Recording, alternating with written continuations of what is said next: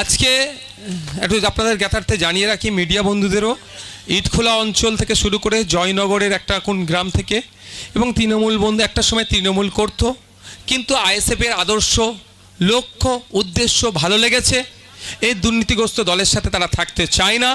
সেই জন্য আজকে তারা আমাদের প্রার্থী এবং অবজারভার জেলা প্রেসিডেন্টের সামনে থেকে তাদের হাত থেকে পতাকা তুলে নিচ্ছে। তারা আইএসএফে আজকে যোগদান করবে। একটা ফটো অবশ্যই হবে। তার আগে মিডিয়া বন্ধুদের কোনো কোশ্চেন থাকলে আপনারা করতে পারেন। অবশ্যই দেবো না কখনো বলেছি, কিন্তু জোটের স্বার্থে আমরা আর কটা দিন অপেক্ষা করছি। জোট ধর্ম পালন করার জন্য আমরা আমাদের সর্বোচ্চ স্যাক্রিফাইস করার চেষ্টা করছি। কারণ আপনারা জানেন, ইতিপূর্বে আমরা 8টা জায়গায় প্রার্থী ঘোষণা করেছি, আর বেশ কিছু জায়গায় প্রার্থী ঘোষণা করার মনস্থির করেছি। কিন্তু আমরা চাইছি বিজেপি তৃণমূলের বিরুদ্ধে একটা ভোটও না অন্য জায়গায় যায়, একটা ভোটও না বিজেপি তৃণমূল পায়। সেই জন্য যত বেশি ভোট আইএসএফ তথা ওই সংযুক্ত মোর্চা বা জোটের কাছে থাকে, তার জন্য আমরা লড়াই করছি, তার জন্য চেষ্টা চালাচ্ছি এখনও।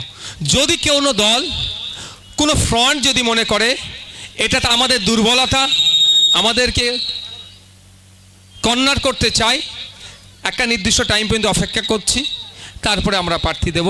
অবশ্যই শুধু যাদবপুর নয়, রাজ্যের আর বিভিন্ন জায়গাতেও আমাদের যেখানে ক্ষমতা আছে, যেখানে প্রার্থী দিলে বিজেপি তৃণমূলের ভোট যাবে না, বিজেপি তৃণমূলকে পরাস্ত করা যাবে, সেই সমস্ত সিটগুলিতে আমরা প্রার্থী দেব। ওটা তো রাজ্য কমিটির বিষয়, ওটা যখন ঘোষণা হবে তখন আপনারা দেখতে পাবেন।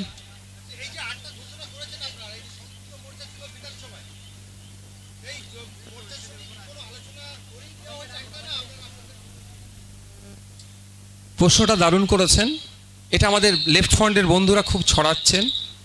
দেখুন, সর্বপ্রথম আমি গিয়েছিলাম আলিমুদ্দিন স্ট্রিটে, ওখানকার শ্রদ্ধেয় সম্মানীয় বিমান বসু মহাশয় স্যারের সাথে কথা বলেছিলাম।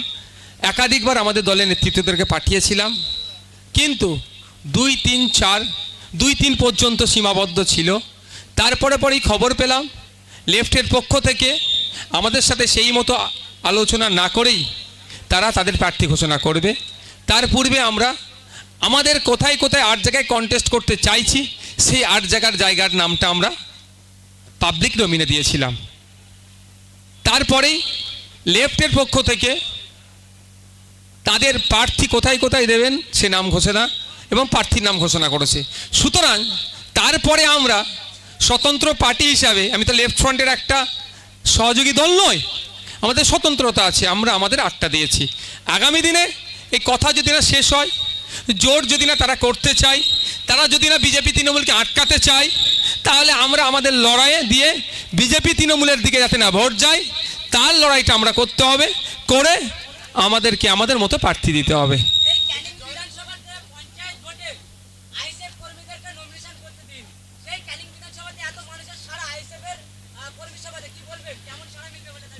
পঞ্চায়েত নির্বাচনে ভোটের নামে প্রহসন হয়েছে।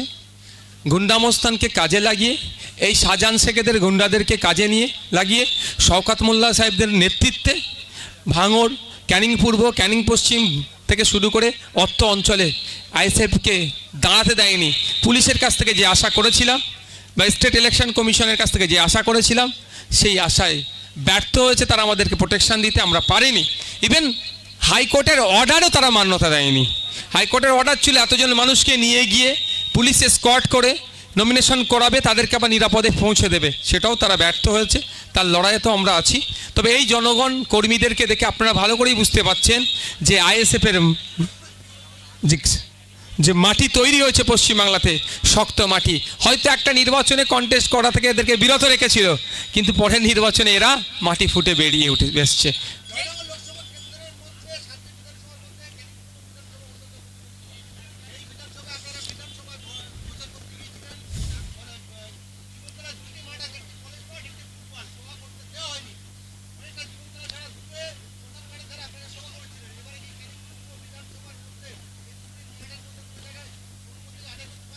দেখুন, অনুমতিটা কার কাছে থাকে, এনওসি কে দেবেন? অথরিটি যারা আছেন, অনেক ক্ষেত্রে অথরিটিরা ভয়ে দিতে চায় না, বা অনেক ক্ষেত্রে অথরিটি আবার সরকারের পক্ষের কাছে থাকে। সরকার পক্ষ পশ্চিমবাংলায় কারা? তৃণমূল। শওকত মোল্লা সাহেব যদি আমাকে ওই ক্যানিং ফুটবল মাঠ, কী মাঠের নাম বললেন, ওই দুটো মাঠের যদি এনওসি বার করে দেন, নওশাদ সিদ্দিকী একা হলে কেউ সমাবেশ করবে ওখানে। ওটা শওকত মোল্লারা যদি একটু সহযোগিতা করেন আমাদেরকে, আমরা করব। আর ওরা যদি বিরোধিতা করে, এনওসি যদি না দিতে চাই, আমি তো জোর করে কি তার আমরা তো করতে পারি না, কারণ ইলেকশন কমিশনের ইসিআর কিছু গাইডলাইন আছে, নর্মস কন্ডিশন আছে, সেটাকে মান্যতা দিয়ে প্রোগ্রাম করতে হবে। শুধু জীবনতলা নয়, শওকত মোল্লা সাহেবের বাড়ি যেতে প্রস্তুত আছি আমি। Thank you. আর কারো কিছু কোশ্চেন আছে?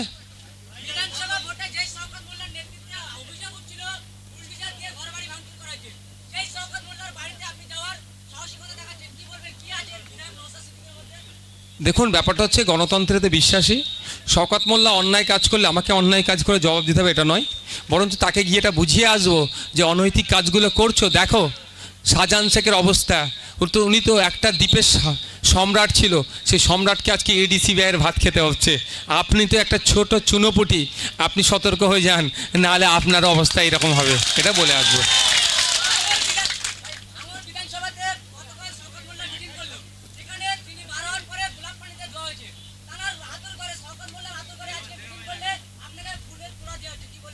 মানুষ যাকে যেরকমভাবে গ্রহণ করে, এটা আমি কিছু বলতে পারবো না, মানুষের উপর নির্ভর হচ্ছে।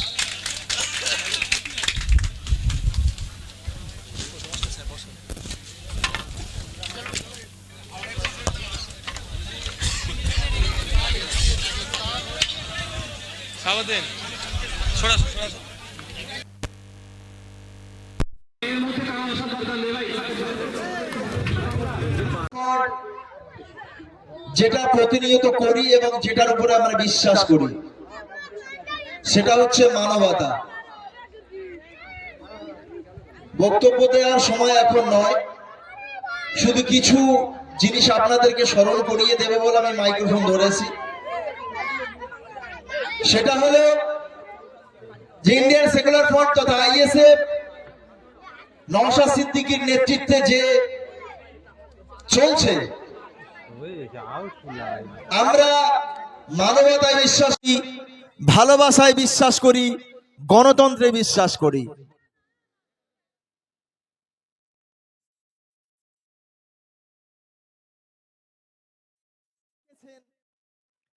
রাজনৈতিক দল তারা খেলা মেলায় ব্যস্ত। ইদানিং করে তো আপনারা দেখতে পাচ্ছেন মমতা ব্যানার্জি এখন খেলা মেলা বাদ দিয়ে এখন মন্দির তৈরি করতে ব্যস্ত হয়ে গেছে। মানে উনি বুঝে গেছে যে সংখ্যালঘু ভোট তো আমার এমনিতেই আছে, ওদের জুতোর বাড়ি মারলেও আমার কাছে থাকে। বুঝতে পারছেন না? আমরা সংখ্যালঘু মুসলিম ভোটার যারা আছি পশ্চিম বাংলায়, মমতা ব্যানার্জি বুঝে গেছে যে সংখ্যালঘু ভোটারদের যদি জুতোর বাড়িও মারি, এরা আমার ছাড়া কোথাও যাবে না। কারণ হচ্ছে ওদেরকে ভয় দেখানোর জন্য আমি শুভেন্দু অধিকারীকে রেখে দিয়েছি সামনে। যেই ব্যাগ পিছন থেকে সংখ্যালঘু ভোটটা তেরিবেরি করবে, অমনি শুভেন্দু অধিকারীকে মমতা ব্যানার্জি বলে দেবে একটু দাও তো ঔষধ। তখন টুক করে শুভেন্দু অধিকারী বলে দিল কি, এই জিহাদিদের ধরো, জিহাদিদের যেখানে পারো মারো। তখন শুধু জিহাদি জিহাদি জিহাদি, বাংলাদেশ থেকে জিহাদি এসেছে। আবার মুসলমানেরা ওই রে